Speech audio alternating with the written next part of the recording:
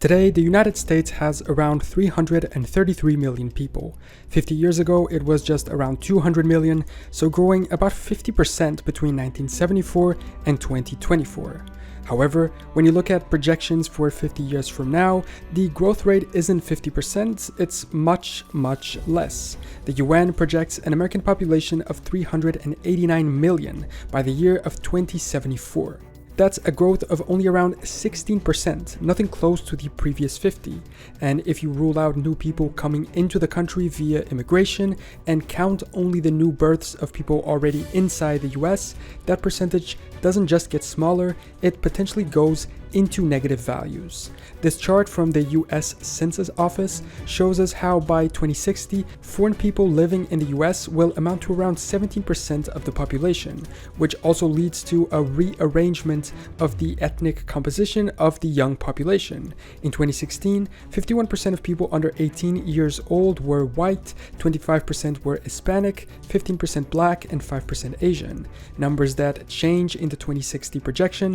White remains the larger ethnicity, but at 36%, Hispanic coming closer at 31%, Black stagnating at 16%, and Asian growing only to 8%, explaining how the biggest amount of projected migrants are likely to come from Hispanic countries, likely from Central and South America, while in the past they mostly came from Europe, Africa, and parts of Asia. Now, this isn't bad, nor is it a new thing for the US, a nation built on immigration, which saw similar numbers throughout its history, with a historic high of around 15% foreign-born citizens in 1890.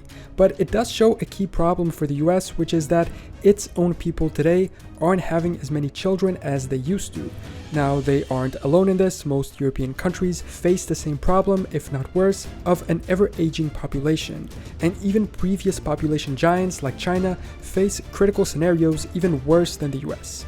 But in this video, we're going to find out why this is the case for the United States, the causes, the consequences, and the potential solutions.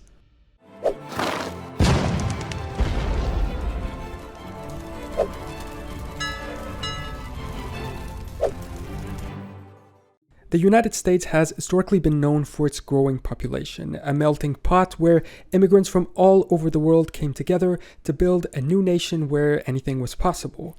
Initially from Europe, then also Africa, then Asia, and finally South America. If you are a white American, odds are your background is either English, German, Scandinavian, Italian, Greek, or Irish. If you are a black American, odds are your background is from the Caribbean islands or from Africa, and if you're an Asian American, your ancestors most likely came from Asia. If you're a Hispanic American, you either come from early Portuguese and Spanish migration or from a more recent Central and Southern American one. The point is, unless you're a Native American, your ancestors were immigrants, and they were immigrants who had a lot of kids. This continuous growth of migration and high fertility rates made the US population a continuously growing one as well. However, in recent years, this growth in population has slowed down. According to the Census Office, population growth, including immigration, has never gone under 0% since 1950, but its rates have varied a lot and are definitely on a descending trend. Between 1950 and 1963, there was a steady growth of between 1.5% and 2% a year, but ever since then, values have never been as high. It was 1.29% in 1971, 1.21 in 1980, even reaching 1.4 in 1991 to 93. But ever since then, it's gone downhill. The last year to reach a 1% growth was 2007, and since then, that value has never been reached again. In 2021, it dropped a lot to 0.3%, recovering a bit after, but not significantly.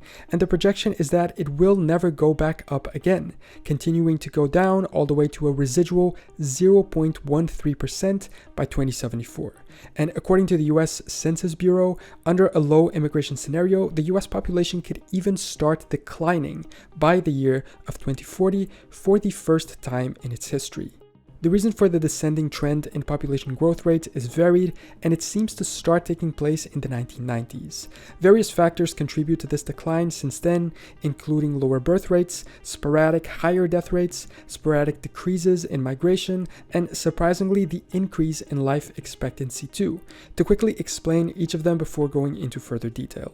Lower birth rates are self-explanatory. If people have less kids, the population doesn't grow as much, and it's definitely the main cause, especially because all the others are connected to it. Sporadic higher death rates may cause people at reproductive age to die without having kids, and obviously preventing them from doing so. This makes it so that this impacts not only the population total, but also its growth. Decreases in migration work the same way. If there's less immigrants, there is not only less people to begin with, but also less people to have kids. While total immigration numbers are higher today than they were for most of the past 100 years, they are declining. And while in the past you had high fertility rates from the native population to counter this, if you don't, you might start having an issue. And surprisingly, increases in life expectancy affect this growth as well. While people living longer is good for the total population numbers, these are often people that deservedly no longer work. Many are able to retire on their own, but many are not. And if a younger family has an older relative depending on them, that old age dependency might fill the financial gap that would otherwise go to a youth dependency. In some, people can't afford to have kids if they have to pay for their grandparents' life costs as well. All of these things lead to one other thing. People are having fewer children than previous generations. In addition to the three indirect causes we mentioned, this change is influenced by various social and economic factors. More women are pursuing higher education and careers, which often leads to delaying or even avoiding marriage and childbirth altogether. Birth control methods are more commonly used now than they ever were, and so less unplanned pregnancies happen. And most of all, the cost of living and of raising children has increased significantly, making it more challenging for families to be able to afford having kids. There's also an interconnecting factor that one must consider when looking at the population growth, taking into account the birth rates, which represent the number of births per 1,000 people. The birth rate in 1909 was extremely high, at around 30. It fell all the way to 18 by the 1930s, mostly due to the Great Depression, same cost of living logic that we see today, and also the Spanish flu, which killed many young people as well. But then, after World War II, a true baby boom took place, with birth rates reaching as high as 27 in a way that could never be replicated for all of the reasons we previously mentioned.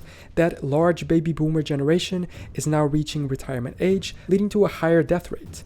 Advances in healthcare have extended life expectancy, but eventually this demographic shift means more people are dying than being born, which inevitably contributes to a deficit in the growth rate of the population. Essentially, if the biggest generation isn't the one that's having children or is going to have children, the population is going to decrease. But before that, a quick word from our sponsor, you. Without you guys watching, none of our videos would be possible, and many of you go above and beyond through our Patreon, supporting us directly and helping us make better videos every week. In exchange for your help there, you get some cool benefits, such as the opportunity to suggest video ideas, having your name in the video description and the end credits of each video, as well as early access to videos each week, behind the scenes looks on the script writing and editing process, polls to influence titles and thumbnails, not to mention exclusive live streams with Q&As and other topics, and the opportunity to directly message me with anything you want to say. So if you want to help out the channel and access all of these exclusive perks, join the Knowledge Army today, either as a medic, infantry, cavalry, artillery, or even an officer. You can find everything in the link at the top of the description. Now let's get back to the video. Now, this may not necessarily be an entirely bad thing. While a declining population might sound alarming, there are some potential benefits. For one, it could ease the strain on resources and the environment. With fewer people, there would be less demand for energy, water, and other resources, also potentially lowering their price and cost of living, naturally beginning to be a solution to part of the original problem that we face.